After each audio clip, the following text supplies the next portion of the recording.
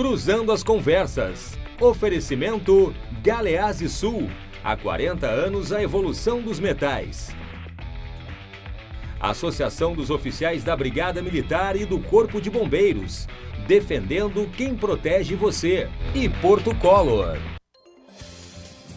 Boa noite. Começa aqui na RDC-TV mais uma edição do Cruzando as Conversas, do seu programa de análise e debates noturno, sempre logo após o Dois Toques. O nosso programa é um oferecimento da Associação dos Oficiais da Brigada Militar, defendendo quem protege você. De Galeazzi Sul, há 40 anos, a evolução dos metais. E Porto Color, soluções gráficas. Tem o serviço da Porto Color na sua casa através do WhatsApp. No programa de hoje nós vamos falar sobre essa profusão de assuntos que surgiram desde o início do dia. Nós tivemos a prisão de Fabrício Queiroz, nós tivemos a demissão de Abraão Weintraub e vamos tentar repercutir tudo e mais outros assuntos que são de interesse do nosso público na edição de hoje. E nós recebemos aqui nos estúdios da RDC-TV o professor e PhD Alex Pipkin. Professor, bem-vindo, boa noite. Boa noite, Macalossi. Boa noite, vereador Ramiro, um prazer conhecê-lo. É um prazer enorme estar retornando a essa bancada qualificada e cada vez mais bonita, né? Um estúdio maravilhoso, parabéns. E que nós tenhamos aí para os nossos ouvintes, telespectadores, na verdade, um bom debate. O cardápio é bastante cheio, né? Muito bem. Também o vereador aqui em Porto Alegre, Ramiro Rosário. Bem-vindo, Ramiro, boa noite. Boa noite, Macalossi. Sempre um prazer poder te rever, estar mais uma vez aqui na RDC. Uma boa noite também ao professor Alex, conhecendo hoje aqui. Certamente teremos aí um excelente debate com quem nos acompanha tanto pela televisão quanto nas redes sociais. E de Juí nós temos a participação do deputado federal Pompeu de Matos. Deputado, bem-vindo, boa noite. Não entrou ainda. Ele não entrou ainda. Bom, então vamos aguardar a entrada do deputado Pompeu de Matos, que participa também hoje da edição, junto com o professor Alex Pipkin e com o vereador Ramiro Rosário. Vamos trazer antes os gráficos relativos a coronavírus, os dados mais recentes. Ontem acabamos não passando a informação, vamos passar hoje. Temos aí os números. Então, o Brasil, mais de 970 mil casos, vocês podem conferir. Novo crescente aí no número de casos registrados no país. Hoje foi mais um dia em que o Brasil teve mais de 1.200 mortes também por coronavírus. Vamos aos dados aqui no Rio Grande do Sul. No Rio Grande do Sul também uma crescente, mais de 17 mil casos registrados no estado. Vamos ao mapa com as bandeiras. Então são 17.822 casos no Rio Grande do Sul, 406 óbitos, 3.126 casos em acompanhamento, 14.290 casos recuperados e no momento são 363 municípios afetados. Muito bem.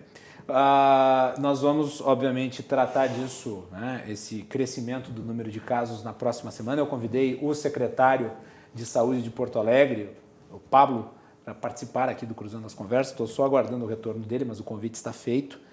E vamos abordar esse assunto detalhadamente, porque há, inequivocadamente, um crescimento no número de casos aqui no Rio Grande do Sul, inclusive no número de óbitos. Nós demoramos muito para superar 250 mortos no estado, mas notem que em uma semana já passamos de 400 mortos, o que indica o crescimento da doença no nosso estado. Muito bem.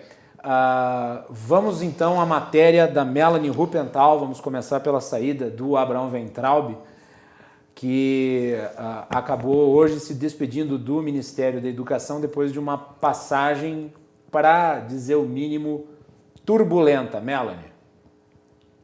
Uma relação que já estava sendo conturbada acabou esquentando ainda mais recentemente.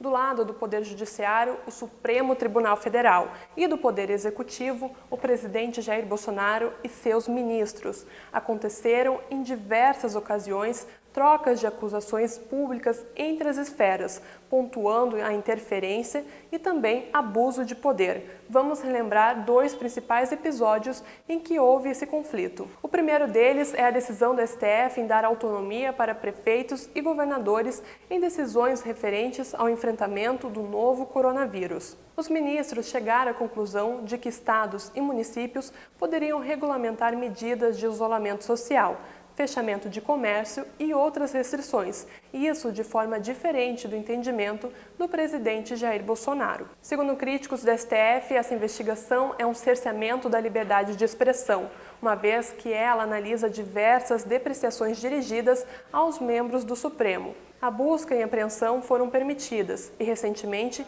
membros relacionados ao inquérito foram presos, isso considerando também a ativista Sarah Winter.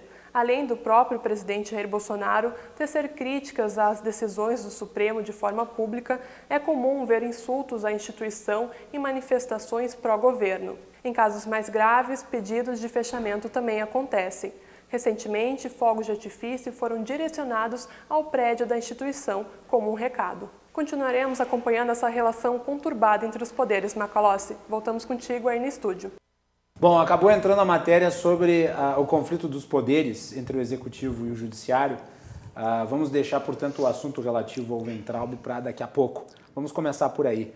Meu caro Alex Pipiquim, como é que você está vendo aí essa situação entre o governo e o STF? Parece que houve uma polarização entre os 2 poderes. Hoje foi concluída a votação do inquérito das fake news, que tem gerado um desgaste muito grande. O Supremo terminou a votação em 10 votos a 1. Ontem aqui no programa eu falei que seria por unanimidade, mas o Marco Aurélio Mello voltou a ser o Marco Aurélio Mello. E o Marco Aurélio Mello, para quem não sabe, é o ministro do Supremo que costuma se colocar contra a unanimidade. Ele às vezes vota só para fazer, né, uma espécie de charme entre os seus pares, ele vota contra. E ele apontou, aliás é importante dizer isso, ele apontou no voto dele relativo ao inquérito das fake news, muitos apontamentos que todos nós temos feito em relação a ele. Quer dizer, é um inquérito que vai contra o direito à livre expressão, é um inquérito que nasce de uma série de ilegalidades, que já resultou em censura, e a definição que o Marco Aurélio Mello deu para o inquérito era que ele nascia natimorto. E o presidente Bolsonaro tem reclamado reiteradamente, feito críticas ao Alexandre de Moraes, que é o responsável pela condução do inquérito. Ao mesmo tempo, as decisões do Supremo contra o governo, elas têm sido contínuas e o clima de beligerância é absoluto, a ponto de, na posse do ministro Fábio Faria, que é o ministro das Comunicações, o presidente ter feito ali um comentário sobre o papel das instituições e a sua relação com o povo, e o presidente do Supremo Tribunal Federal, que estava presente, o Dias Toffoli, não tê-lo aplaudido. Vai lá. É uma pena que o ministro Marco Aurélio tenha se posicionado da forma como o Supremo Tribunal deveria, via de regra, se posicionar, que é julgando a lei, né, e não buscando legislar. Mas essa situação que tu reportas, Macalossi, ela vem, na verdade, refletindo o quão frágil é a nossa democracia, né? E essa fragilidade agora ela fez com que o copo transbordasse, né? E eu faço alusão a um grande jurista, político, escritor, Rui Barbosa, que disse que a pior ditadura é a ditadura do judiciário, não? Porque contra ela não há quem recorrer. E é isso que nós estamos vivendo. E, portanto, se nós temos uma ditadura, nós não temos uma democracia efetivamente no Brasil, não? E o que é o pior, na verdade ao longo do tempo o Supremo ele foi se agigantando, né? Ele foi consumindo as prerrogativas dos outros poderes. Sem dúvida, nós não temos poderes independentes e muito menos harmônicos. Então, o nosso sistema de pesos e contrapesos, na verdade, ele está falido, a meu juízo, né? Então, mais importante, efetivamente, que a democracia são as liberdades, né?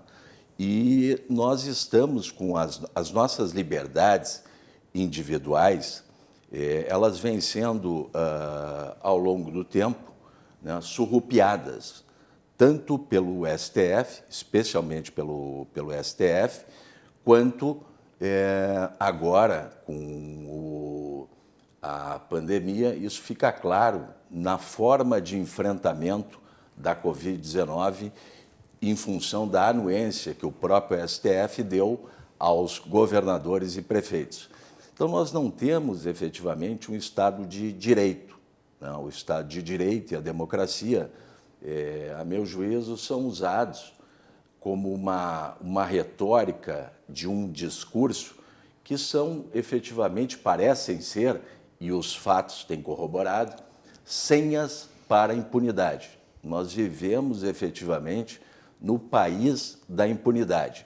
Os togados, os 11 togados que verbalizam que todos os homens são iguais, todos são iguais, mas não iguais a eles, né? Então, nós temos visto uma série de decisões, né, baseadas numa interpretação da Constituição, num ativismo judicial penoso aos interesses da sociedade, que vão de encontro aos reais interesses do povo, né?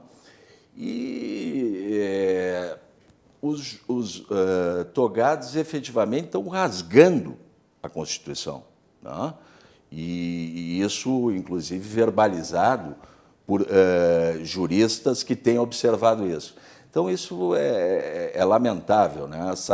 Essa guerra que se estabeleceu entre os três poderes e, infelizmente, se fala muito em democracia, né, em Estado de Direito, mas a gente tem que pensar na questão da verdadeira liberdade do povo, da escolha do povo, e o povo escolheu o projeto de governo que aí está.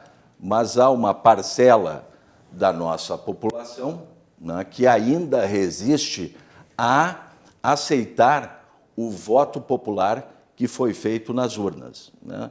E o STF, alinhado com parte dessa mídia que basicamente omite, né, uma série de feitos importantes que o governo tem feito, né, porque nós hoje temos um fenômeno que se avalia, a sociedade avalia os homens e não avalia as ideias, né? Não se baseia nas ideias. Então, a mídia, a parte do legislativo, o STF tem travado uma batalha, como eu dizia antes de iniciarmos o programa, né, para não deixar o governo que aí está governar. E aí fica realmente muito difícil. Vamos a Ijuí, que agora nós conseguimos conexão com o deputado federal Pompeu de Matos. Deputado, bem-vindo aqui ao Conversa pela primeira vez. Boa noite. Boa noite, Guilherme. Boa noite aí ao Ramiro, ao professor Alex. E vamos cruzando as conversas aí. Prazer a gente poder fazer esse bate-papo, esse diálogo aí com vocês. Viva a tecnologia que permite que o senhor participe mesmo à distância, né, deputado? É verdade. Hoje nós temos aí esse convívio à distância, que é uma inovação. Eu diria assim que é o novo normal, né? Veio para ficar. A tecnologia nos permite isso e faz com que, ao mesmo tempo, a gente se proteja na questão da saúde e a gente não perca a oportunidade de fazer a comunicação, o diálogo, a interação e exercer, especialmente a minha função, que é deputado federal, enfim, fazer um bom debate, que eu já vejo que está acontecendo. Deputado, eu vou começar, nós estamos aqui, começamos o programa falando sobre o conflito existente hoje, principalmente entre o Executivo e o STF. Há uma polarização entre os dois poderes, principalmente entre o presidente Jair Bolsonaro e o ministro Alexandre de Moraes. Hoje o Supremo Tribunal Federal concluiu a votação no inquérito das fake news, que é um inquérito bastante polêmico. Eu, pelo menos, tenho vários apontamentos a fazer sobre ele, apesar de existirem elementos hoje que, obviamente, estão extrapolando a liberdade de expressão e fazendo ameaças, dentre outras ações que são absolutamente criminosas.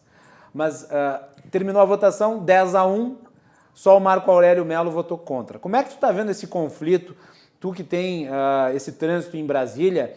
E aproveitando aqui, já fazendo a provocação, o professor Alex falou antes sobre o STF impedindo o Bolsonaro, basicamente, de governar. Tu tem essa mesma percepção?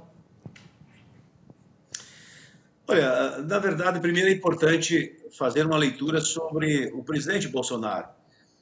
Eu não votei nele, não foi meu candidato. Meu candidato foi o Ciro Gomes, em quem eu votei, fez 14 milhões de votos, mas não foi quem ganhou a eleição. Ficou no coração do povo, mas não ficou no Palácio, não foi para o Palácio do Planalto. Quem ganhou foi o Bolsonaro. Eu respeito e reconheço, até para mim também ser respeitado e reconhecido. Afinal, eu também fui eleito deputado. É um cargo menor, mas não menos importante.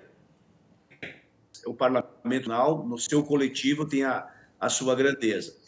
Não voto em Brasília os projetos de acordo com o autor, tipo assim, é do Bolsonaro, eu sou a favor. Não, eu não sou puxa-saco absolutamente de ninguém. Eu já fui deputado no governo do presidente Fernando Henrique, já fui deputado no governo do presidente Lula, já fui deputado no governo da presidente Dilma, do Temer e agora do Bolsonaro.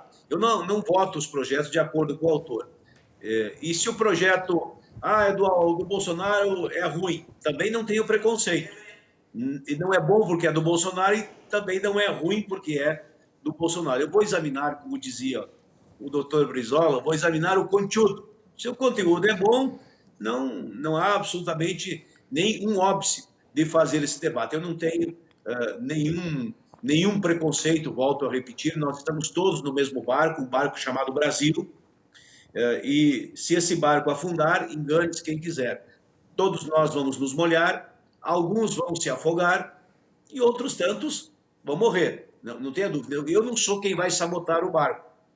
Não sou aquele que vai lá torcer que dê errado. O que eu faço, e faço sim, com clareza, com firmeza, é avisar o capitão. Olha, capitão, o barco está à deriva. E não por acaso, ou por acaso, o presidente do país é o capitão, né?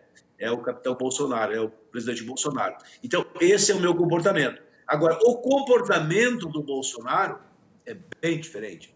Ele ganhou a eleição e não desceu do palanque. E, aliás, quando desceu do palanque, foi para um cercadinho, que é um palanque só dele, onde só tem ele, só ele fala do que ele pensa, do que ele acha, do que, enfim, do que vem na cabeça dele. O presidente ganhou e não está governando o seu governo. E, consequentemente, não governa o país. Porque se eu não governo o meu próprio governo, como é que eu vou governar o país? E ele começou brigas, pode agora estar intensificada de uma maneira mais exacerbada com o STF. Mas ele brigou com o STF, ele brigou com a Câmara, ele brigou com o Senado, brigou com o Rodrigo Maia, o que eles diziam, faziam protesto contra o Rodrigo Maia, protesto contra o Alcolumbre, que eles elegeram presidente do Senado, que, aliás, o próprio Maia foi eleito também pela base do Bolsonaro. Ele brigou com a imprensa, tu não votou no Maia? A OAB. Oi? Tu não votou no Maia? Se eu votei no Maia? É. O PDT votou no Maia, mas quem construiu a base do Maia foram eles. Foram eles que foi a base que elegeu o Maia, foram eles. Aliás, a grande maioria votou, mas a base veio praticamente pronta e, no fim, o Maia negociou com, digamos, em o campo de oposição. Mas a base é do próprio Bolsonaro. Na mesma linha, o Bolsonaro começou a brigar com seus ministros.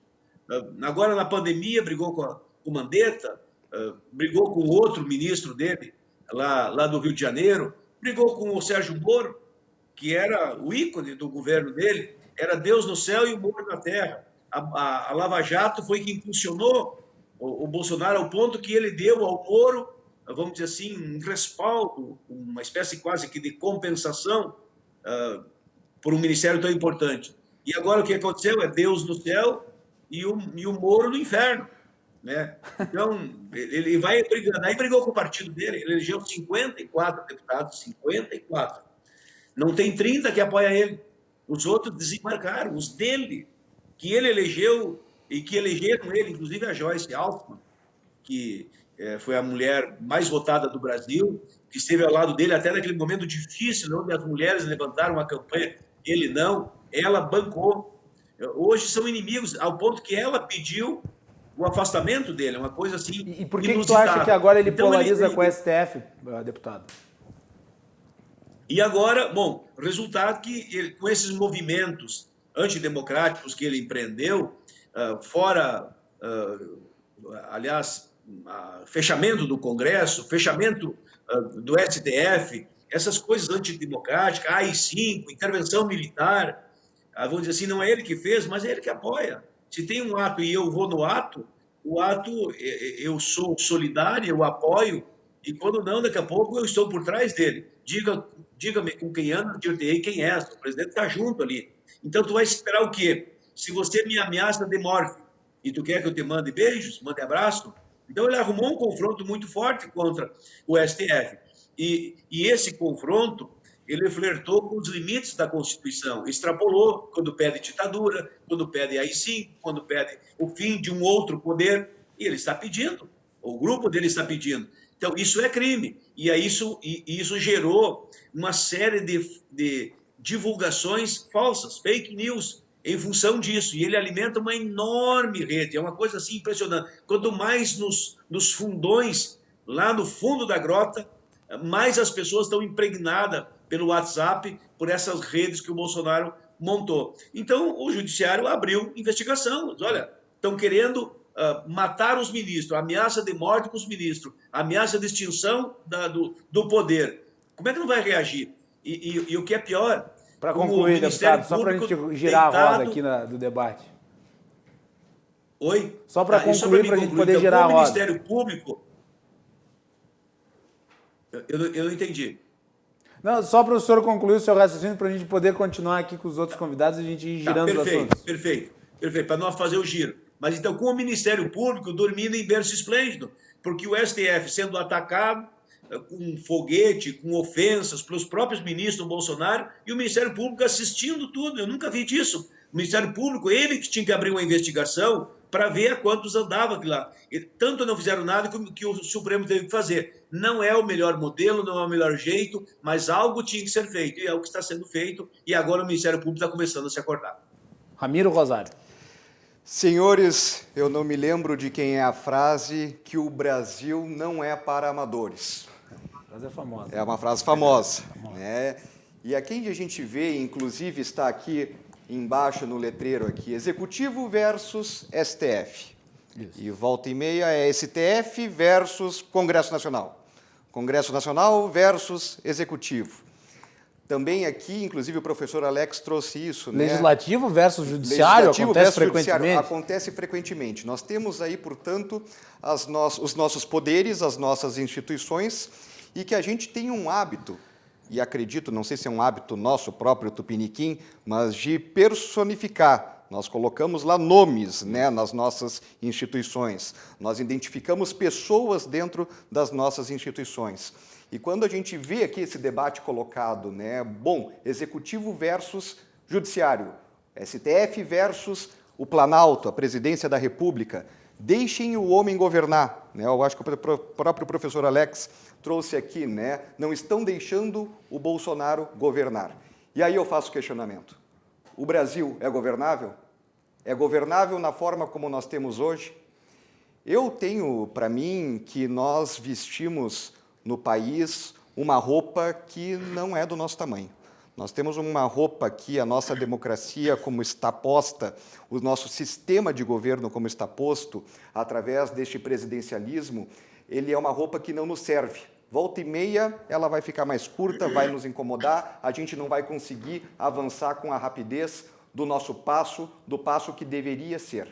Há quem diga que também nós temos aí historiadores que falam que o período mais tranquilo, mais estável do nosso país foi justamente quando nós tivemos aí o parlamentarismo. Né? Foram os períodos mais estáveis politicamente foi curto do nosso país. Né? Foi curto, mas foi estável. E a gente tem aí uma Constituição hoje, que foi colocada, né, a nossa Constituição de 88, a chamada Constituição Cidadã. Ela foi uma Constituição que reza ali tudo que foi contado, que ela foi construída para um modelo parlamentarista. Né?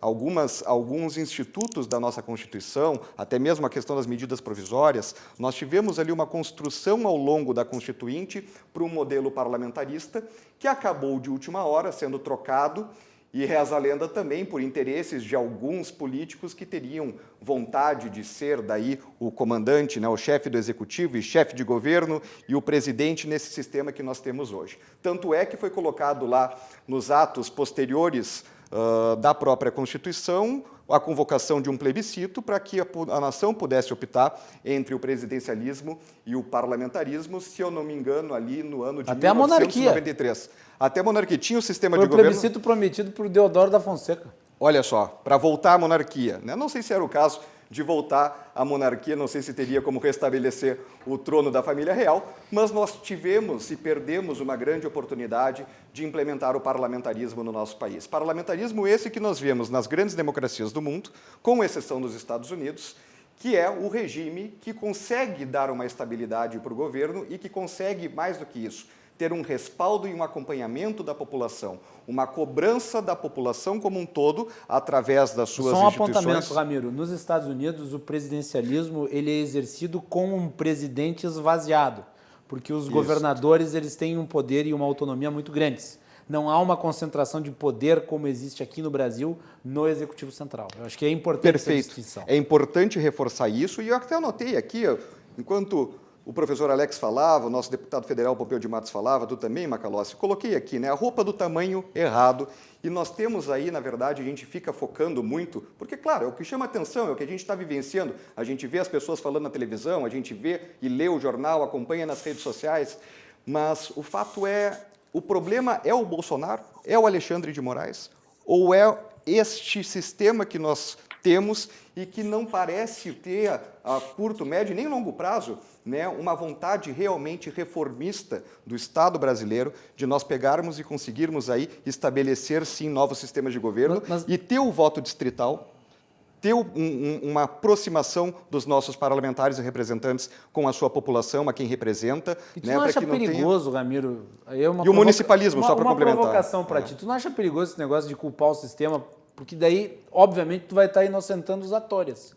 Porque todos eles vão poder dizer, não é culpa minha. Não. Eu estou fazendo isso porque a culpa é do sistema. É que nem o sujeito que culpa, por exemplo, que pratica o roubo e culpa a sociedade pelo roubo. Quer dizer, não, é porque eu não tenho condições, então eu roubo. A provocação, ela é válida, mas, na verdade, nós temos muito mais chances de nós termos pessoas que utilizem desse artifício, desse tipo de desculpa, no comando de algum desses poderes, justamente pelo modo que a gente coloca lá e que a gente acaba mantendo. E que eles acabam se mantendo também devido, talvez, a essas falhas de freios e contrapesos que a nossa sociedade não soube aplicar, tão bem como foi a sociedade americana. Deixa eu voltar lá para o deputado Pompeu, agora fazendo o caminho inverso, depois a gente termina com o Alex. Pompeu, suas avaliações aí. É sempre discutido mudanças na formatação da Constituição, tanto é que é uma das constituições mais emendadas do mundo. E um dos temas que tem sido discutidos é o modo de indicação do presidente para o Supremo Tribunal Federal. Se não me engano, o Lazia Martins ele tem um projeto nesse sentido. Mas eu não consigo ver algo melhor. Eu acho que o Congresso Nacional, a Casa do Senado, falhou ao longo do tempo ao aprovar muitos nomes polêmicos, em parte, compadrio do Senado Federal, por não fazer o trabalho de fiscalização que era necessário e vetar alguns nomes que certamente não seriam compatíveis com a Suprema Corte. É a tua avaliação ou tu acha que é possível fazer uma mudança no sistema de indicação para o Supremo Tribunal Federal? Olha, na verdade, veja bem, eu estava escutando o professor Alex, eu estou aqui mirando pela voz, né? Mas eu deduzi que o professor Alex foi o primeiro que eu vi. Alex, né?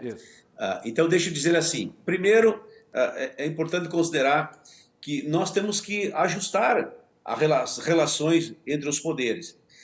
E o poder que menos se ajusta na República é o Judiciário. O Judiciário está um pouco acima do bem e um pouco acima do mal. E o Legislativo, que em tese deveria ser o poder mais expressivo, porque ele emana do povo e é o mais plural, Veja que o executivo representa um projeto, um segmento da sociedade de um determinado momento, ao ponto que o presidente é eleito majoritariamente, e aí com uma pequena margem majoritária, enquanto que o Congresso Nacional ele é plural, ali tem todas as cores, tem todas as matizes, tem todos os credos, então ele tem uma grandeza mais expressiva, tem um extrato maior, eu diria melhor da sociedade, que até pode não ser um extrato bom, mas é mais representativo da sociedade, é o que temos, como diz um amigo meu, o que temos para o cardápio, para o jantar. Bom, o que precisa é nós regrar um pouco mais o judiciário, e quem pode fazer isso é o parlamento, com a participação do executivo. E eu vou dar um exemplo concreto. Eu defendo alguns regramentos nos poderes dos juízes, e especialmente dos membros do STF. Por exemplo, o Congresso Nacional aprova um determinado documento. Vai lá um juiz, um ministro, tão somente, numa decisão monocrática, num canetaço, e coloca o Congresso Nacional de joelho. Vai lá o presidente da República e toma uma decisão de nomeação de alguém, vai lá um ministro só e coloca o presidente da República de joelho. Posso dar um exemplo, deputado? Isso? Vou dar um exemplo recente. Aqui no Rio Grande do Sul, nós tivemos a votação do orçamento do Estado no início do ano. O Executivo enviou o projeto para o Legislativo aprovou, e daí um desembargador do TJ aqui disse que era inconstitucional e suspendeu a execução do orçamento da forma como estava aprovado. Então, isso aí. Mas sabe quem que é culpado disso? Somos nós. Não é o judiciário. Nós entregamos poderes para eles, dos quais nós reclamamos, mas foi nós que demos. E não estamos tirando. E eu vou dar um exemplo concreto, a partir do exemplo que tu desses aí, em relação ao orçamento da vida aqui no Rio Grande do Sul. Nós temos N exemplos lá em Brasília. Mas eu vou dizer uma ação concreta. Nós fizemos um projeto de lei, que inclusive parte do projeto era meu, mas a parte principal era do deputado André Figueiredo, líder da oposição. Foi aprovado na Câmara, foi aprovado no Senado esse projeto e foi a sanção do presidente da República e ele vetou. O que dizia o projeto?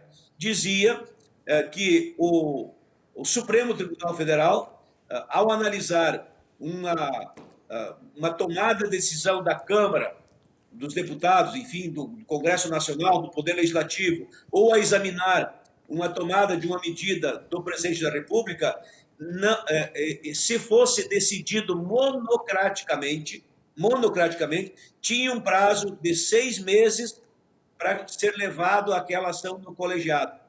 E se não desse em 6 meses, podia ser justificado e por mais 6 meses houvesse o julgamento.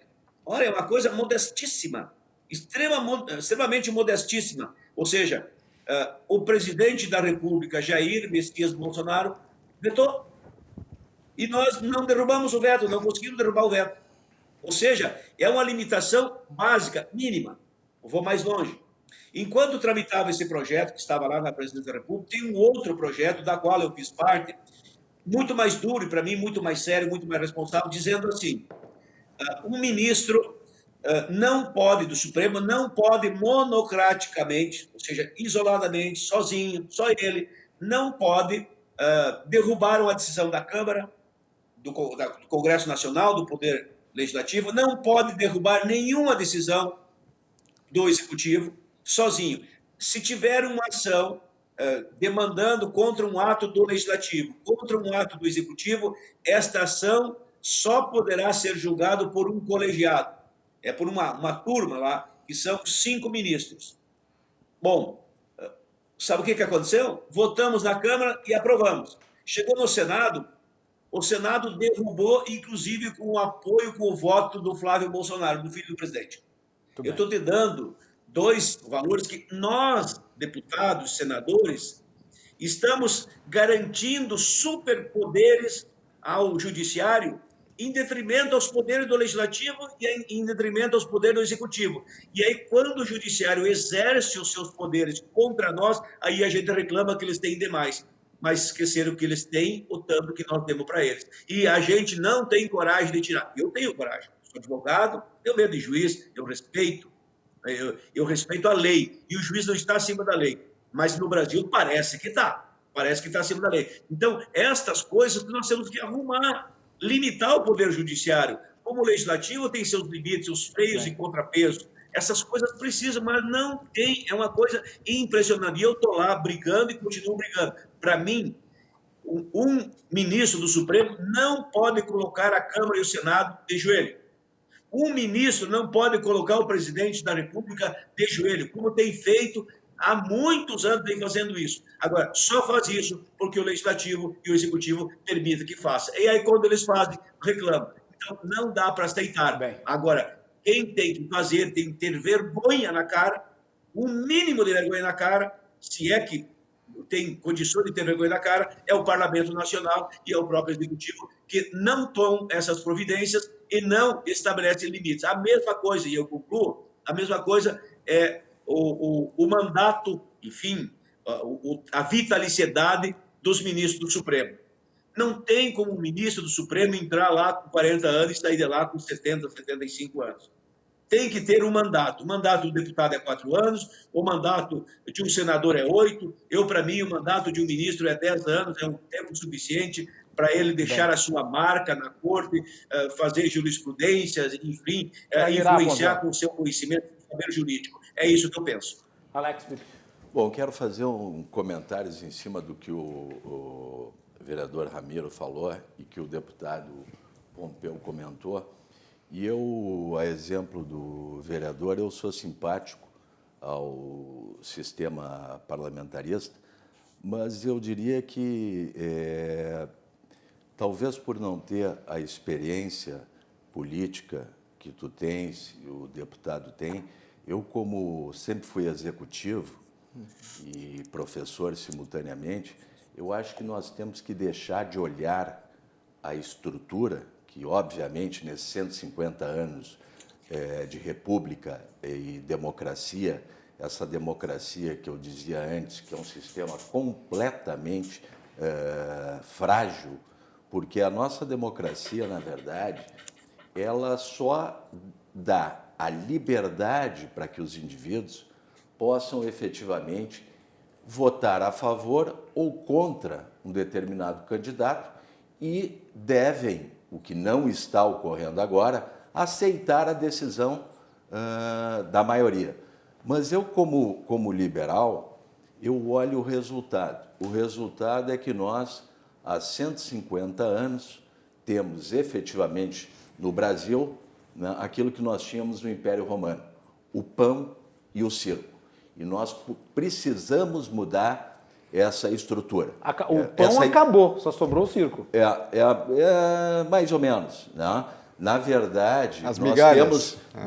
Nós temos, na verdade, uma estrutura, e aí é que está porque, a meu juízo, o Bolsonaro foi eleito, porque o povo, 57 milhões de pessoas, e aqui não quero passar pano, eu não discuto as pessoas, como o deputado comentou, ele tem uma série de problemas, mas esses problemas são agravados porque a proposta de governo, uma proposta diferente em nível de costumes, uma proposta liberal na economia, ela visa justamente acabar com esses 150 anos do benefício, dos privilégios de uma oligarquia. Então, eu discordo do que o deputado comentou, tanto em nível das críticas que ele fez ao Executivo, quanto ao papel do Judiciário, do STF. Né? O STF, na verdade, e o Legislativo não estão dentro do sistema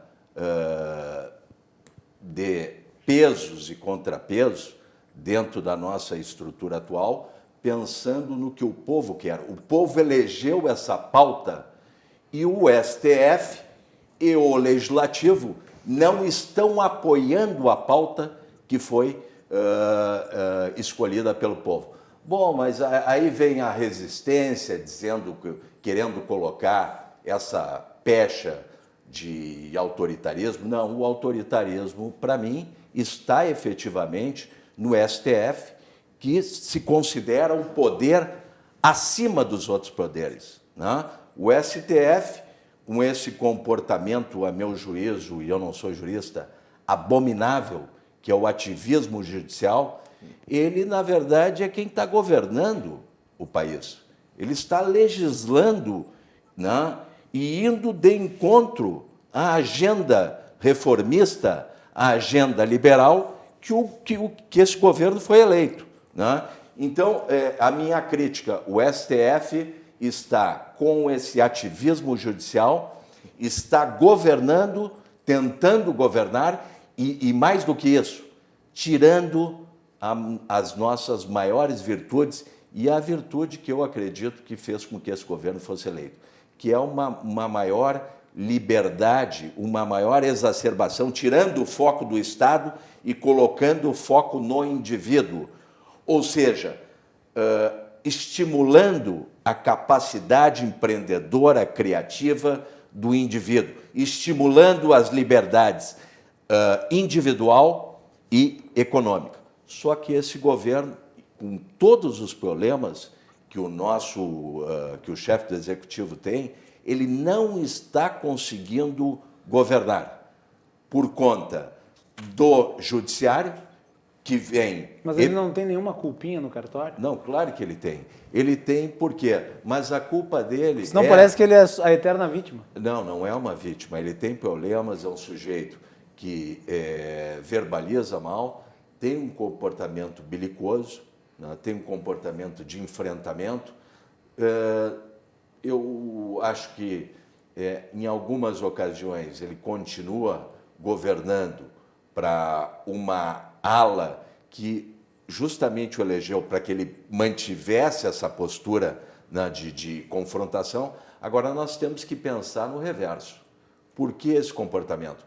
Porque justamente, independente do que vai ser o Bolsonaro, para mim foi um paradigma. E eu votei nele porque eu votei na pauta liberal. Eu sabia que ele não seria um Churchill, não seria um estadista. Eu sabia que ele tinha esses problemas. Ele é um sujeito... Se tu dissesse que tu achava que ele ia ser o Churchill, eu ia lhe chamar de ingênuo. Pois é, mas o pessoal quer um Churchill. Né? Então, o pessoal querem quer um grande Mega Sena estadista. também. Agora, ele está tendo dificuldade para governar, por quê? Porque a pauta que o povo escolheu e parte do povo não deixa ser colocada em prática é uma pauta que vai de encontro ao paradigma que nós sempre tivemos nesse país. Olha, o nosso tempo do primeiro bloco mais do que estourou. Eu sei que o Ramiro e o deputado Pompeu também têm mais colocações a fazer, nós temos mais assuntos a tratar. Eu vou pedir para eles segurarem as suas colocações para o próximo bloco e você que está em casa mandar a sua mensagem, nos acompanhar, porque nós voltamos na sequência, depois do intervalo aqui com o Cruzando as Conversas.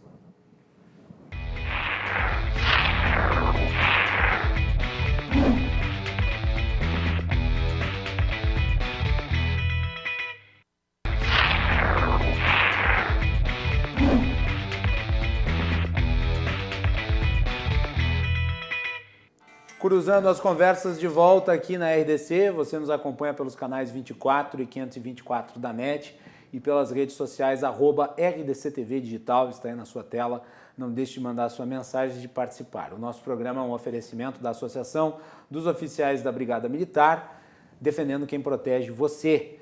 Galeazzi Sul, há 40 anos, a evolução dos metais. E Porto Color, soluções gráficas, a Porto Color atendendo através do WhatsApp. Tem o serviço da Porto Color na sua casa. Na edição de hoje do nosso programa, o deputado federal Pompeu de Matos, o vereador aqui de Porto Alegre, Ramiro Rosário, e o professor Alex Pipkin.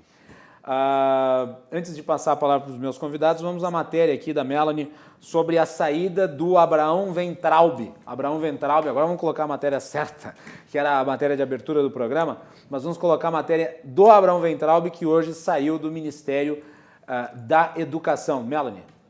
Agradeço a honra que foi participar do seu governo, presidente, e desejo toda a sorte e sucesso que o senhor merece nesse desafio gigante que é tentar salvar o Brasil. Eu continuarei lutando pela liberdade, só que eu vou continuar lutando de outra forma. Presidente, posso fazer um último pedido? Posso falar sobre o pedido? Pode. É um momento difícil. Todos os meus compromissos de campanha continuam em pé. E busco implementá-la da melhor maneira possível. A confiança você não compra, você adquire. Todos que estão nos ouvindo agora são maiores de idade e sabem o que o Brasil está passando. E o momento é de confiança. Jamais deixaremos de lutar por liberdade. Eu faço o que o povo quiser. Presidente, posso fazer o pedido? Um bracinho? Confio no senhor, presidente. Obrigado, gente. Fica com Deus. Ramiro Rosário, esse foi o abraço mais falso dos últimos anos? Tchê, que coisa triste, né, esse abraço. Eu queria ver se nós dois nos abraçássemos assim, Macalossi. Bah, né, o que o pessoal ia comentar. Enfim, acho que o presidente não estava muito confortável. Não estava confortável, uma situação extremamente delicada. Não sabemos exatamente o que se colocou e o que se passou nesses últimos dias, nessas últimas horas, para que ele tomasse essa decisão. Enfim, desde o início das polêmicas que o próprio Weintraub acabou protagonizando dentro do MEC e também nas redes sociais e até mesmo em assuntos de relações exteriores, me pareceu sempre que o centro de governo, né, o núcleo duro ali do Planalto, fazia um esforço gigantesco para a sua perpetuação, para que ele continuasse dentro do Ministério. Até me surpreendeu muito a forma como ele foi minguando desde a aparição dele agora na manifestação esta de domingo. Enfim, que ele foi multado. Que ele foi multado em R$2.000 por não estar utilizando máscara.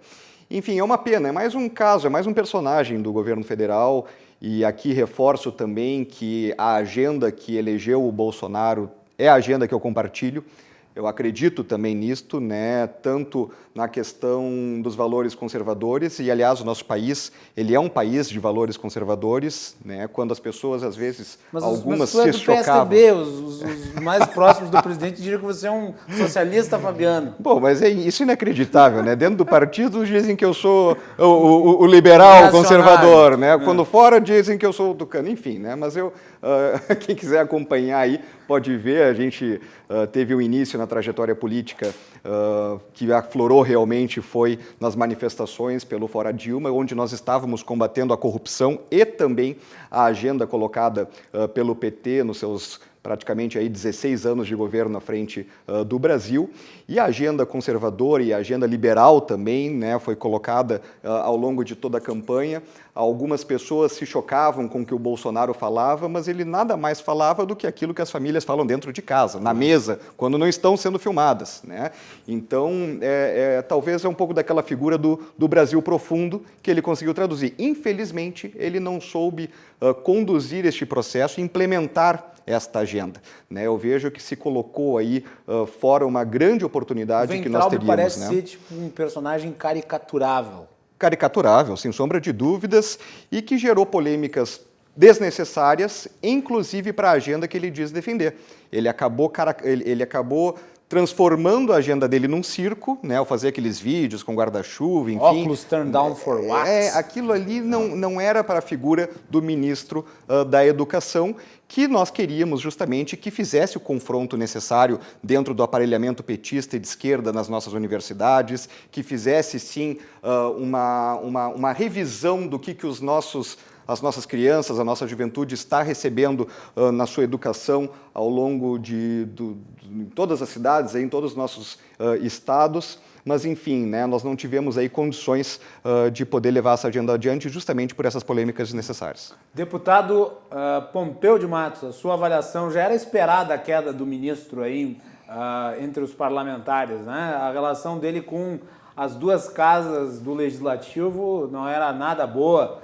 Inclusive o Rodrigo Maia, em determinada ocasião, disse que não falava mal do Weintraub para que ele caísse logo. Não, na verdade, o Weintraub, ele definhou. Primeiro que ele não tinha o preparo, eu diria assim, nem cultural, nem educacional para ser um ministro da educação do país, ele nem escrever direito ele escrevia, uma coisa impressionante. Um ministro errático em termos de português, né, que é o elementar, o essencial, e o comportamento dele. Mas, agora, como é que o ministro, aí eu vou me permitir. O ministro da Educação vai dizer que tem que prender os vagabundos do STF?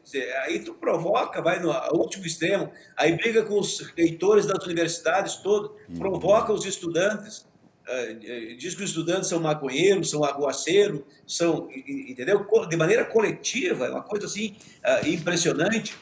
Quando não tem mais de quem fala mal da China, provoca até os chineses, faz todo tipo de provocação. Eu diria assim, ele queria ser mais realista que o rei, ele queria ser mais Bolsonaro do que o próprio Bolsonaro, ele queria ser assim, mais duro, mais enfático, ele atropelava todo o sistema. O Bolsonaro é o presidente, eu diria assim, ele não deve, mas pode até fazer coisas que não deve, porque ele é o presidente. Agora o Weintraub, esse não pode, não tem mandato, estava ali, e ele desenhava da Câmara, desenhava do Senado, provocava todo mundo. Terminou no que terminou. Eu diria assim, bom para ele, né? Porque vai ganhar 1 milhão e não sei quantos mil de salário por mês lá no Banco Mundial, e nós vamos nos livrar dele. A educação não merece. Ele fazia um mal muito grande para a educação, fez um mal muito grande para a educação, e eu não estou aqui dizendo que não possa ter um ministro que seja da linha do governo Bolsonaro, que seja bom. Claro que pode. Agora, ele caprichou para ser ruim, ele caiu por seus equívocos, pelos exageros que cometeu. Nós temos no governo Bolsonaro bons ministros, eu não tenho dúvida que tem uns que, tipo o Weintraub, a Damares, enfim, tem uns que é difícil de compreender. Agora, tem outros excelentes ministros que a gente reconhece, respeita, são quadros, digamos assim, consolidados da política nacional. Agora, é importante dizer também que o governo Bolsonaro, ele criou essa questão caricata que o Weintraub, ele traduzia, na verdade, é próprio do produto que ele representava, que é o governo Bolsonaro. Eu vou dar um exemplo para mim concluir aqui esse momento. Tu imagine o governador Leite, do Rio Grande do Sul, prefeito de Juí, um prefeito de qualquer município, ganha a eleição e todo fim de semana o prefeito vai para a rua, vai para a praça e chama os seus apoiadores para falar mal da Câmara de Vereadores, para pedir para fechar a Câmara de Vereadores e para fechar a porta do Poder Judiciário, mandar o juiz da comarca embora. Imagine o Leite fazendo isso todo domingo na Praça da Matriz em Porto Alegre, enfim, fazendo uma ação pedindo que feche a Assembleia Legislativa, pedindo que feche o Poder Judiciário em Porto Alegre. Não vai dar certo. Ou seja, tu passa a semana inteira organizando o ato, no final de semana faz o ato. Quando começa a outra semana, começa a organizar o próximo ato. O governo tem que governar o governo, e quando começa a governar o governo, ele aprende a governar o país. Isso está faltando para o Bolsonaro. Ele tem uma oportunidade única na vida dele. O mundo inteiro enfrenta o coronavírus e os governantes do mundo inteiro estão se dando bem no enfrentamento. O único que não está crescendo na opinião pública, enfim, se recompondo com a sociedade é o Bolsonaro. E eu diria assim, por minha máxima culpa, minha tão grande culpa. Ele não faz isso. E se ele quiser, pode, porque o Bolsonaro não é uma pessoa inteligente. Eu fui deputado com ele, eu estou no meu 5º mandato, ele tinha 7 mandatos. O Bolsonaro não é burro, ele é teimoso, mas ele não é burro. Ele pode alinhar, tem chance. Agora vai depender totalmente dele. Agora, é interessante, né? Figuras caricatas na política brasileira já tem faz tempo, né? O doutor Brizola foi uma figura caricatíssima, né, da nossa cultura nacional, aí, né, da nossa política rio-grandense, da Guanabara também, né? Só não governou o Planalto, né? Aliás, dizem que ele foi um dos que forçou lá para que nós tivéssemos esse sistema presidencialista falido que nós temos no país. Vai lá, Alex. Mas só para mim fazer um contraponto, me permite? Rapidinho. Quem decidiu sobre o parlamentarismo... Eu falei do Brizola, não do Pompeu, hein? Mas o povo que votou, né? Vai lá, Alex. Bom, eu como professor, há quase 30 anos, acho que tenho um certo conhecimento pragmático para poder opinar sobre a área da educação. Mas agora vou começar com duas questões importantes que eu discordo com todo respeito, mas absalmente do deputado, quando ele fala na capacidade, na questão de cognição intelectual do ministro Weintraub. Eu como professor, e aí fazendo uma menção ao que o vereador Ramiro disse, sem dúvida ele deveria ter sido um pouco mais estratégico no sentido de fazer o que deve ser feito, né, na educação e não adotar esse clima, essa postura radicalmente ideológica de enfrentamento. Agora, eu iniciei a minha fala na primeira parte do programa justamente dizendo que nós vivemos num país onde as palavras democracia, Estado de Direito são senhas para a impunidade, né? Por quê? Porque as nossas instituições elas foram aparelhadas ao longo das últimas 30 décadas. Então, nós temos uma mídia completamente, quase que completamente, né, lutando para derrubar esse governo. Nós temos as universidades com um viés esquerdista absal. Só para trazer um dado aqui efetivo, porque eu devo dizer que eu não sou a favor de derrubar o presidente, porque ele me dá muita notícia. No seria teu até caso, contraproducente. Ele aumenta a tua audiência, Macalossi? Eu acho que ele é peça fundamental do meu trabalho. Sem dúvida, mas é só, não precisamos ser muito inteligentes e nem procurar muito, é só ir nos canais convencionais aí, que nós não precisamos ter mais de 2 neurônios para notar. Mas o que eu quero dizer, efetivamente, é que foi feita uma pesquisa nos Estados Unidos, com uma amostra de 5.000 professores, para cada 28 esquerdistas existia um conservador. E a realidade é mais ou menos a que nós temos aqui. E é por conta disso que o projeto do governo Bolsonaro, não essa pecha ilusionista, que ele é fascista, nazista e tal, há um enfrentamento, a resistência. O Weintraub, o Weintraub, deixa eu só... Não vamos fazer terra arrasada. O Weintraub, por exemplo, ele pegou e criou um bom projeto que é o Futurice. Mas, ao mesmo tempo, a postura do Weintraub fez com que o Futurice morresse na margem da praia. Sem dúvida, é o que eu vou comentar. Ele tinha que investir o tempo, em vez de ficar criando polêmica, bater o bumbo para fazer andar o projeto. Sem dúvida. Agora, eu só quero dizer o seguinte, o deputado falou na capacidade, eu pergunto, ele é um ministro, mas nós tivemos dois presidentes, um semi-analfabeto, é verdade, não sabia, nunca leu um livro, e ladrão, Não, fora isso. Ladrão. Não, mas eu estou entrando só na questão que o deputado levantou. Sim. Que vai entrar... Pois o deputado vai ter o direito de responder. Vai ter o direito. Nós tivemos... Mas o deputado é advogado desse presidente ladrão? Não, mas é porque está sendo referido ao deputado. Bom, entendi. Nós tivemos como a opinião do deputado em relação ao ministro. Um presidente semi-analfabeto e uma presidenta que não conseguia articular e completar uma frase sequer. Então, é complicado ouvir essa crítica. Agora, eu, como sou professor, acho que, como disse muito bem o vereador, o Weintraub, ele, apesar de ser meu patrício, é um sujeito que poderia estar trabalhando internamente em alguma área. Mas, na educação, efetivamente, eu não gostei do que foi feito. Não existia uma pauta, um projeto que deveria ser colocado. Agora, volto a dizer, nós temos que desmantelar esse aparelhamento que existe nas universidades, e onde há o privilégio, o protagonismo da ideologia, como o Weintraub vinha fazendo, ao invés do ensino das disciplinas duras, do fazer pensar numa visão de universidade, que significa, totalidade, vendo todas as correntes para que o aluno possa escolher através da formação de uma massa crítica. E, professor Alex, para que a gente pudesse fazer a implementação desta agenda, que foi a agenda que venceu as eleições, que foi a agenda colocada ao longo de 2018, para que nós pudéssemos realmente quebrar essa espinha, né, existente desse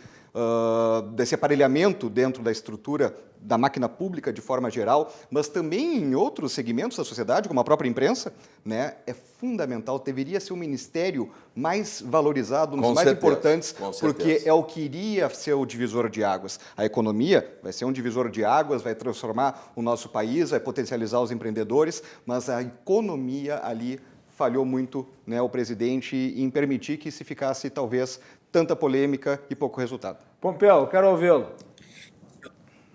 Eu só queria fazer um contraponto com o professor Alex e dizer respeitosamente, professor, de que não há como comparar o ministro da Educação com o presidente da República. É uma comparação, eu diria assim, além de injusta e inglória.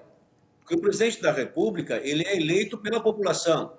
Ele não é escolhido por suas aptidões de conhecimento jurídico, conhecimento de formação educacional, ao ponto que a lei não exige absolutamente nada, a não ser que o presidente saiba ler e escrever. Assim é para vereador, prefeito, deputado estadual, federal, senador, enfim. Então, não há uma comparação. Agora, o ministro da Educação, ele tem que entender da educação. Eu até preferia que fosse um professor de uma cátedra, de uma formação, de uma capacitação, de uma experiência. Aliás, como o senhor é experiente, eu diria assim, daria um bom ministro da Educação no Ministério do Bolsonaro. Agora, eu digo com o coração aberto. Agora, o que o Weintraub, esse Traub não fez... Alguns chamam de projeto, Trouble. Não tem nada. Viu, deputado? Alguns chamam de Vain Trouble. Pode ser. Mas ele não tem nenhum projeto, mas nenhuma coisa objetiva. Ele foi lá, só arrumou encrenca, só arrumou briga, ele só criou factoide no governo. Então, isso é lamentável. Ele, em vez de ajudar o presidente dele, que tem alguma dificuldade, ele entrou no mesmo ritmo de briga, de enfrentamento que o presidente dele estava fazendo. Ele tinha que ajudar o presidente na educação. Ele não fez, ele não fez o dever de casa. E aí é complicado. Eu faço um outro contraponto, se me permite, professor. Por exemplo, a imprensa, a mídia, bate no presidente da República. Mas batia no Lula, batia na Dilma, batia no Fernando Henrique, batia no Brizola. Eu me lembro que o Brizola era o governador do Rio de Janeiro, que a Globo fazia com o Brizola. E todo mundo dava risada, achavam bonito porque era contra o Brizola. Agora, quando é contra o Bolsonaro, não pode. Na verdade, a Globo sempre foi assim. E nesse contexto, o Bolsonaro ainda fica provocando, porque ele diz, olha, eu vou fechar a Globo, vocês vão ter que renovar não sei o quê, a concessão de vocês, não vai passar, vai ter que... Ou seja, ele fica provocando e eles abriram uma guerra da Globo contra o Bolsonaro. É ruim para o país, é ruim para o governo Bolsonaro, não acho que seja bom para a Globo. Sabe aquela coisa do perde-perde? É assim que eu imagino, porque virou uma guerra, uma coisa desnecessária. E sem contar em outros problemas que o Bolsonaro acaba puxando para si. E aí ele perde a chance de fazer o quê? De governar o país. Não está havendo governança no país. Está havendo uma lambança, está havendo uma briga. E eu nem estou dizendo que seja só culpa do Bolsonaro. Estou dizendo isso. Mas quer dizer que está virando uma lambança. Não se está governando o governo e o governo que não governa a si próprio não consegue governar nenhum país. O que tinha que fazer é parar tudo um pouco, dizer, para lá, vamos fazer um pacto nesse país, um pacto de governança. Podia aproveitar, por exemplo, o coronavírus. Quem é o nosso inimigo? É o vírus. Deputado, estamos chegando no fim do programa. Ataca todo mundo. Então nós estamos brigando entre nós e o vírus agradece enquanto isso. Deputado, eu vou fazer só uma rodada de encerramento, daí cada um fala rapidinho a sua mensagem de despedida, porque nós já estamos estourando o segundo bloco e nós ainda temos a participação do João Carlos Silva, direto de Brasília. Alex Pipkin. Eu só quero... te agradecendo a presença. Não, eu que agradeço. Passou voando. Mais uma oportunidade de estar aqui, né, nessa mesa qualificada. Mas eu só quero, mais uma vez, agradecer o elogio que eu recebi. Fico lisonjeado do deputado, mas, mesmo assim, eu vou ser obrigado a, mais uma vez, discordar do deputado. Quando ele respeitosamente, com base nas ideias, né? Porque nós, e eu vou fazer alusão a um filósofo chamado Francis Bacon, que ele dizia que a compreensão humana, depois que adota uma opinião, ela coleciona quaisquer instâncias que a confirmem. Então, é o famoso viés de confirmação.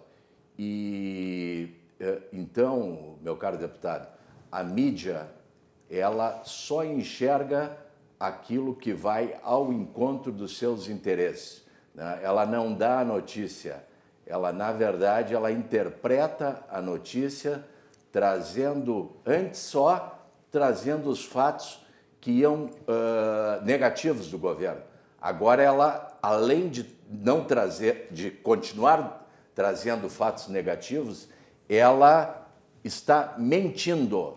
Então eu discordo do senhor, né? Acho que esse governo, que o presidente tem uma série de problemas, né? Mas nós teríamos que reconhecer a tentativa de mudança de agenda. Então, mais uma vez, muito obrigado. Agradeço a oportunidade de poder estar debatendo aqui com os colegas. Devolvo para o deputado Pompeu de Matos. Bom, professor, eu reitero aqui as minhas convicções, inclusive no elogio que fiz ao amigo, porque é do campo do Bolsonaro e tem inteligência suficiente para uma missão dessa grandeza, eu diria assim, com muito mais equilíbrio do que o Weintraub, esse, que acaba de deixar. Lançou o Alex Pipkin como... Olha, seria uma honra para mim. Ministro da Educação do país. Aceitaria ser ministro da Educação num governo trabalhista, professor? Eu acho que do governo é uma questão a Pompeu, analisar. Vai lá, conclua, Pompeu. Desculpe me interromper. Aí eu não, esse convite eu não faria, né? Porque nós temos diferença de posicionamento, mas agora, postura, o senhor tem. Muito obrigado. Postura muito elegante, respeito, equilíbrio, isso é o começo da conversa. E depois as atitudes vão mostrar o comportamento. Eu tenho convicção naquilo que penso, naquilo que digo, e a minha convicção é tanta, tal e tamanha, que se não tivesse ninguém para ouvir o que eu estou dizendo, eu seria capaz de dizer para mim mesmo, para aumentar a convicção que tenho naquilo que eu acredito. Eu disse ao filho do Bolsonaro, Eduardo, que é meu colega já, dois mandatos, eu disse, Eduardo, vocês têm uma chance única, governe o governo, assumam, não olhe para trás, olhe para frente. E o símbolo de olhar para frente é o carro, que tem um para-brisa bem grande e 2, 3 retrovisores bem pequenininhos, para olhar pouco para trás e bastante para frente que se anda. Não adianta ficar aí se enroscando no PT, não sei o quê. Faça o governo de vocês, deixem a marca. Mas eles não conseguem fazer isso, o governo tem que parar de fazer passeata todo fim de semana, de fazer movimentação todo fim de semana, ele tem que fim de semana reunir o ministério dele e traçar projetos, traçar ações, atitudes, ser proativo na governança e não na manifestação, porque aí só vai virar lambança. E concluo dizendo que a mídia... Rapidamente, Pompeu, nós estamos estourando o tempo. Mas assim, eu aumento, mas não invento. A mídia, eu acho que a mídia não inventa, mas ela aumenta. Mas não é de hoje que vem aumentando. Ela faz isso, sempre fez. O raciocínio é assim, na conclusão. Qual é a notícia? Qual é o fato que é notícia? É o fato negativo. Fato positivo não é notícia. No mundo é assim. No Brasil é pior. E nós temos que conviver com isso. O Bolsonaro precisa aprender um pouco a lição de casa para governar bem o Brasil, porque o Brasil precisa de governança que ainda não tem. Ele tem que descer do palanque, assumir o seu governo e, governando o governo, governar o Brasil, que o Brasil está precisando. Só vou dar um pontinho aqui em favor da mídia. Os políticos brasileiros em geral também têm que aprender a produzir notícias melhores, né? Vamos lá, Amiro, vai. É exatamente isso, né? Hoje de manhã, aliás, eu fiquei sabendo da prisão do Queiroz, foi pelo Twitter. Sim. Né? Fala-se muito da mídia, enfim. Mas, pessoal, eu agradeço muito a oportunidade aqui, Macalossi, de a gente poder bater mais um papo, né? É sempre importante a gente encontrar pessoas, conhecer pessoas novas aqui que vivenciam a nossa cidade, que se preocupam com o nosso país. Nós vivemos hoje no meio de uma tempestade, de um lado toda essa questão da pandemia, do outro lado a crise política, mas é um momento talvez propício, né, quando nós estamos ali no olho deste furacão, de falar de reformas. Reformas, reformas, reformas. É o que o nosso país precisa, é o que nós vamos precisar agora, reformar a máquina pública, diminuir o inchaço do nosso Estado brasileiro, delegar mais poderes aos nossos municípios para que os impostos fiquem mais próximo possível da onde eles são de fato arrecadados, né? Onde a pessoa vivencia o seu dia a dia, onde ela estuda, onde ela trabalha, gera emprego e renda. Nós temos então, no meio dessa tempestade, acredito eu, um momento propício para falar realmente numa profunda reforma da máquina pública brasileira, inclusive para que a gente possa superar a crise que virá aí nos próximos meses e anos devido a essa situação da pandemia. Eu sei, Ramiro, que tem uma pauta com você em relação ao DAMAI. Vamos tentar encaixar no programa do Cláudio Andrade à tarde. As reformas que estamos fazendo em Porto Alegre, reformas profundas que fizemos também na máquina pública municipal, nos serviços da cidade, combatendo a corrupção e colocando também aí a máquina pública a serviço do cidadão. Vamos tratar isso mais a fundo na próxima semana. Aí vamos tentar ver um horário aí para a gente poder ter essa análise mais aprofundada sobre esse aspecto. Eu gostaria novamente de agradecer a presença do professor Alex. Deputado Pompeu, obrigado pela atenção aí de Juí. Muito obrigado. Muito volte obrigado aqui, espero vê-lo aqui no estúdio uma hora dessas. E também ao... me convida que eu bato aí. E o vereador Ramiro Rosário. Muito prazer. Obrigado. Um abraço. Boa noite. Prazer sempre. Abraço. Fazer intervalo e voltamos na sequência com o João Carlos Silva, direto de Brasília.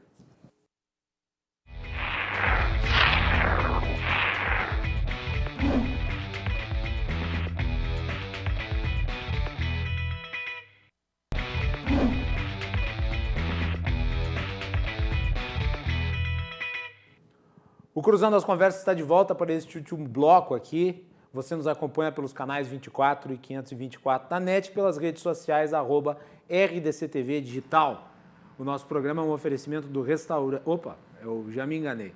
O nosso programa é um oferecimento... É que eu ia falar do patrocinador do meu programa de rádio, me confundi. A Associação dos Oficiais da Brigada Militar e do Corpo de Bombeiros, defendendo quem protege você. Galeazzi Sul. Há 40 anos, a evolução dos metais. E Porto Color, soluções gráficas. A Porto Color atendendo através do WhatsApp. Tem o serviço da Porto Color na sua casa. Melanie Rupental, hoje foi encontrado Queiroz. Desata esse nó para nós. Nessa quinta-feira, dia 18 de junho, a Polícia Federal prendeu de forma preventiva Fabrício Queiroz, que é ex-assessor do então senador Flávio Bolsonaro. Na época em que trabalharam juntos, Flávio era deputado estadual pelo Rio de Janeiro. Queiroz está envolvido no esquema de rachadinhas, que é quando recursos usados para pagar funcionários voltam para os próprios deputados federais. As investigações envolvem um relatório do COAF, que mostrou operações bancárias suspeitas de 74 servidores e ex-servidores. Segundo as investigações, a movimentação atípica de 1,2 milhão na conta de Queiroz. Isso entre janeiro de 2016 e janeiro de 2017, incluindo saques e depósitos. Fabrício Queiroz foi assessor de Flávio Bolsonaro até outubro de 2018, quando foi exonerado após indícios do escândalo estourar. O ministro do STF, Dias Toffoli, chegou a suspender as investigações após um pedido próprio de Flávio Bolsonaro em 2019. Após acompanhar a movimentação da casa por 10 dias, a polícia então teve que cortar uma corrente e arrombar a porta para entrar na residência. Queiroz alegou ter tomado remédios fortes e por isso não ouviu a campainha tocar. Ele estava em um imóvel de um dos advogados da família Bolsonaro e, segundo as investigações, já estava lá por cerca de 1 ano. O paradeiro de Queiroz foi descoberto a partir de um celular apreendido. Mas a Polícia Federal ainda não divulgou em que circunstâncias isso aconteceu e também quais informações continham nele. Na operação, 2 celulares, documentos e uma pequena quantidade de dinheiro também foram apreendidas. Desde 2018, quando iniciou as suspeitas das rachadinhas, Queiroz teria sinalizado que poderia aguentar calado a prisão, mas que não ficaria caso sua esposa e sua filha fossem atingidas também. Elas também trabalhavam para Flávio Bolsonaro e agora Márcia Oliveira, que é sua esposa, é considerada foragida. Agora o senador Flávio Bolsonaro está na mira das investigações para saber se há envolvimento no caso e, se sim, qual o tamanho disso. Voltamos contigo aí no estúdio, Macalossi. Muito bem. Meu caro João Carlos Silva, direto de Brasília, comenta. João, e aí, como é que foi a repercussão da prisão do Queiroz no governo e dentro do Congresso Nacional? Boa noite. Tudo bem com vocês? Tudo tranquilo. Atibaia volta à cena de novo no caminho de presidência da República. Impressionante, né? A cidade tem um imã. Impressionante. Logo cedo, com a prisão do Queiroz, o movimento político em Brasília estremeceu as bases. Claro que você tem que saber como é que vai ser o depoimento do Queiroz, como que vai ser o desempenho dele, o que ele vai dizer, na verdade, né? O governo depende muito disso, para saber como vai ser o posicionamento dele. Muitos dizem que ele não vai dizer nada, que não vai comprometer ninguém da família Bolsonaro. Mas o problema aí, então, o novelo de lã que está sendo costurado, onde você pega diversas situações que acabam chegando no colo do senador Flávio Bolsonaro, logicamente atingindo o presidente da República. O problema aqui também, né, João, é que no caso não é apenas o Queiroz que está sendo envolvido nessa investigação, é a família do Queiroz. É a esposa, a filha. A pergunta que se faz é a seguinte. Do presidente. A pergunta que se faz é a seguinte: ele vai colocar a família dele em risco para proteger a família do presidente? Porque daqui a pouco ele pode aceitar fazer uma delação premiada. Sim, eu vejo hoje, eu tenho visto já, desde o começo, eu tenho dito, quando aconteceu esses fatos todos, o mandato do senador Flávio Bolsonaro corre sério risco. Porque tudo que acontece próximo do presidente da República acaba atingindo o próprio. Se você atinge um filho do presidente que tem um mandato popular, você acaba caindo, jogando no colo do presidente também uma responsabilidade. Foi assim com o Getúlio, quando o seu segurança cometeu o atentado na Rua Toneleiros. Acabou sobrando para o Getúlio. Essas coisas de proximidade com o poder, essas coisas meio escusas que ocorrem, comprometem muito o mandato presidencial quando você tem um filho dele envolvido nessa questão das rachadinhas no Rio de Janeiro. Que lá é muito comum isso, né? Lá não é novidade. Na verdade, não é uma novidade na política brasileira, né, João? Brasileira, é uma coisa muito comum nos gabinetes de vereadores, de deputados estaduais. Aliás, nesse caso em que o Flávio acabou sendo envolvido, há uma longa lista, né, de outros assessores parlamentares da Alerj que até movimentaram mais recursos. O fato é que as atenções se voltam para Flávio Bolsonaro porque Flávio Bolsonaro é filho de Jair Bolsonaro, que é o presidente da República, e é um senador, né, apesar de, na época, ser deputado estadual. Mas há esse condicionante, né? Na verdade, a rachadinha é igual o jogo do bicho. É ilegal, é crime, mas acontece. Está aí. Tu acreditas que... tu falaste agora sobre o mandato do senador Flávio Bolsonaro. Eu acredito que dos filhos do Bolsonaro, aquele que tem melhor trânsito dentro do Congresso é o Flávio. Pelo que eu sei, ele sempre foi alguém mais pragmático, alguém com uma postura mais calma, não tão agressivo. Tanto é que foi o primeiro dos Bolsonaro a se meter numa campanha para o Executivo, foi candidato ao prefeito do Rio de Janeiro, obteve uma votação expressiva. E ele é sempre tratado pelos seus pares com mais respeito do que, por exemplo, o Eduardo, ou mesmo o Carlos, que não é deputado, mas está sempre em Brasília e nunca no Rio de Janeiro. Tu achas que, eventualmente, ele pode ter o seu mandato cassado? Porque existe um volume considerável de evidências aí contra ele e alguns até falam que poderia ocorrer de se ter elementos para uma eventual prisão contra o Flávio Bolsonaro. Sim, as evidências todas que estão circulando em torno dele, em volta dele, podem levá-lo a perder o mandato de senador. Agora, ele é um político de bom trânsito no Congresso, todos gostam muito dele. Quando ocorreu essa situação toda, que veio à tona, a questão do Queiroz, muitos colegas senadores do senador Flávio Bolsonaro, na sua maioria, né, inclusive deputados federais, ficaram tristes porque ele promovia uma interlocução muito boa dentro do Congresso para o mandato do pai, que é presidente da República. Ele é muito conciliador, ele é uma pessoa que tem de fácil acesso, ele não é explosivo, ele é uma pessoa pé no chão, e muitos dos seus colegas chateados por conta desses acontecimentos. O melhor de articulação dos filhos do presidente é ele. João, e quanto ao Weintraub que tu antecipaste, o João é uma coisa impressionante. Quem acompanha o Cruzando as Conversas e acompanhava o plantão sabe disso. O João só falta acertar os números da Mega Sena, porque ele acerta tudo. Disse que o Weintraub ia cair, dito e feito, caiu o Weintraub, caiu nessa quinta-feira. E vai sentir saudades dele, João? A RDC sempre dá em primeira mão os fatos de Brasília, né? Nós damos sorte porque a gente observa os fatos e acaba o resultado sendo daquilo que a gente prega nas nossas avaliações.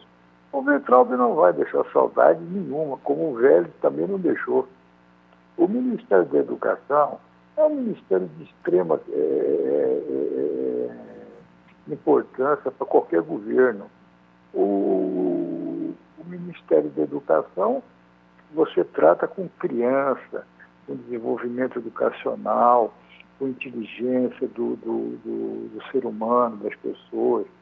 O Weintraub entrou para fazer a famosa fezinha da loteria do grupo olavista. Tipo assim, vamos ver, vamos cravar aqui uns números e um jogo, ver se dá certo. Não deu, porque todos os projetos que ele tentou pregar não andaram, não funcionaram. Ele fez ali um templo no Ministério da Educação, templo onde se rezava aquilo que o governo desejava, não o que a comunidade científica queria, as universidades, as escolas, o campo da educação. Ele errou muito. Ortograficamente, ele é péssimo, ele escreve errado, ele tem erros de ortografia. O ministro da Educação que comete erros de ortografia não tem que sentar a mão na cadeira de ministro, não pode passar nem na porta do ministério. Criou problema com o Congresso, criou problema com o Judiciário, criou problema no Executivo. Qual que é lógico, os fanáticos o defendem com unhas e dentes. Qual foi o legado que ele deixou? Nenhum, zero. No Ministério da Educação que você trabalha com uma capacidade científica das pessoas, que você emprega recursos, que você coloca ali a prática do cotidiano na formação das pessoas, o Ministério da Educação se tornou um carta fora do baralho, onde dentro do Congresso Nacional não se discute nenhum tipo de projeto a favor do MEC. O jogo foi pesado para o ex-ministro, porque disse hoje o presidente Rodrigo Maia, na entrevista coletiva dele todos os dias, quando perguntava o que o Weintraub poderia ir para o Banco Mundial como consultor, ou um cargo de diretor, o Rodrigo Maia desganhou e falou assim, ele trabalhou no Banco Votorantim, quebrou o banco. E é verdade. Quer dizer, qual que é o prestígio que o Weintraub deixou? Nenhum. Ele corre sério risco, vem dizendo isso há tempos. Essa questão de fake news vai estourar no colo dele. Ele pode ser até preso. Ele tem muita coisa para o judiciário. Precisa colher muitas coisas do ex-ministro, porque ele está envolvido diretamente nessa questão, nesse acirramento contra os poderes.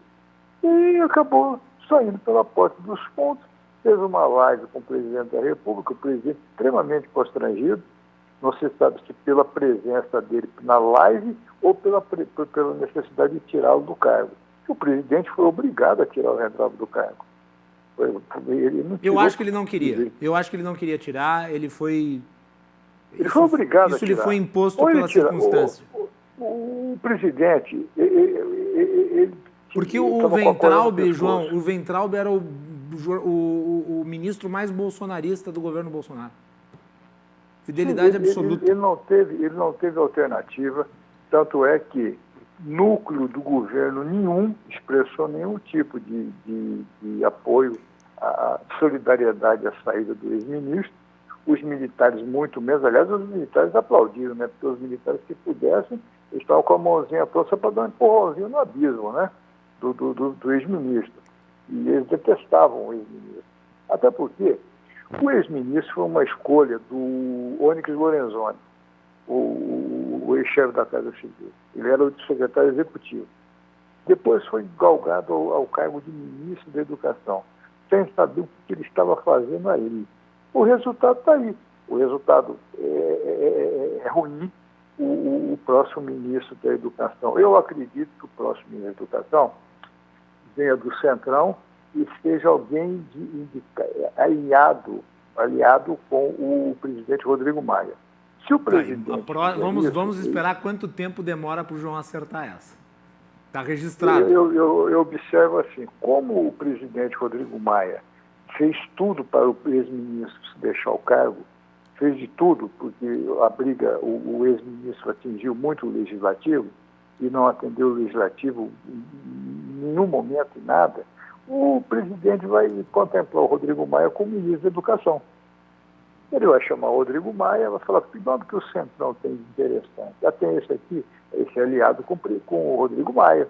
O Rodrigo Maia disse hoje, em uma entrevista, que agora o Legislativo começa a ter uma conversa muito boa com o Ministério da Educação. Quem viu a fala, viu uma sinalização do Planalto em contemplar o Rodrigo Maia com o ministro, com o nome que venha do Centrão, que seja aliado do presidente Rodrigo Maia. Muito bem, que João. Seria uma ponte interessante para o presidente da República. Com certeza. Vamos esperar para ver, como sempre, o João aqui largando as suas previsões. João, muito obrigado e vamos ver quanto tempo demora para se confirmar essa que tu lançou hoje. E o meu boa noite. Vamos sim. Alô? João? Oi. Boa noite. Até amanhã. Boa noite. Um abraço para todos vocês. Muito bem. Vocês conferem as análises do João Carlos Silva individualizadas no nosso portal, nas redes sociais, @RDCTV Digital, procure lá no Facebook, tem todas as análises do João Carlos Silva, diretamente de Brasília, aqui para o Cruzando as Conversas. Nós mais do que estouramos o tempo, mas é que hoje tinha muito conteúdo. Nós voltamos amanhã para falar sobre o adiamento das eleições. Nós vamos ter aqui também a presença do nosso novo colega jornalista, um dos mais tarimbados do Rio Grande do Sul, Armando Burdi.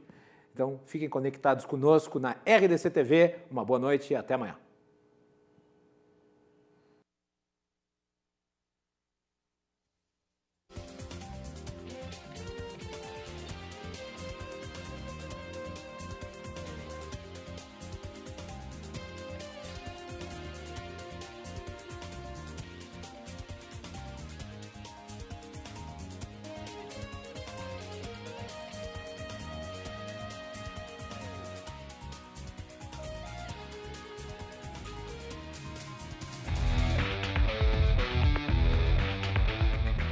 Cruzando as Conversas. Oferecimento Galeazzi Sul. Há 40 anos a evolução dos metais.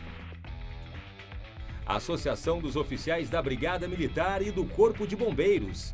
Defendendo quem protege você. E Porto Color.